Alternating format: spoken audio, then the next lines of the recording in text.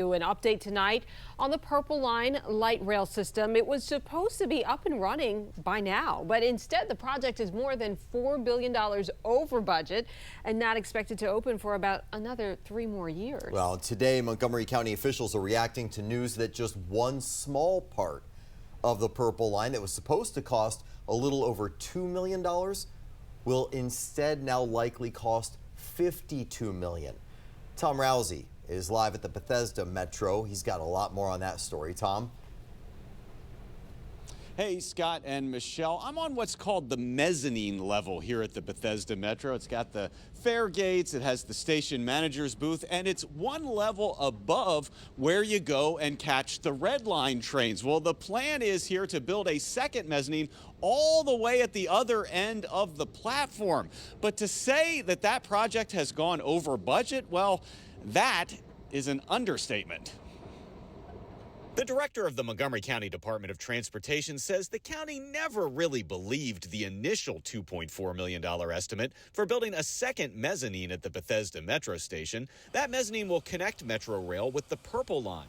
I don't think we were fooled that that was going to be the number, and we programmed additional resources over the last few years to cover some of the gap. A few years ago, the county said it expected the final cost to rise to $25 million. But as the Washington Post first reported a few days ago, officials never imagined it would balloon all the way to $52 million. That's more than 20 times the initial estimate. MCDOT says delays, including when a contractor walked off the job, as well as inflation, account for some of that increase, but not all of it. Some of that can be expected just because of the passage of time, but other elements of it are, well beyond what we expected that would cost, and it's going to be difficult to find the resources to finish the work. MCDOT Director Chris Conklin says it's possible some transportation projects will have to be delayed because of this. That said, he says they're working with the state and he's confident things will work out.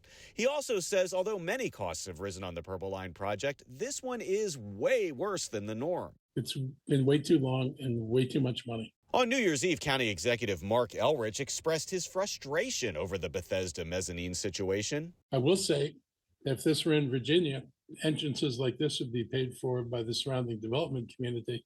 It would not be shoved on county taxpayers, but this one is going to be shoved on county taxpayers.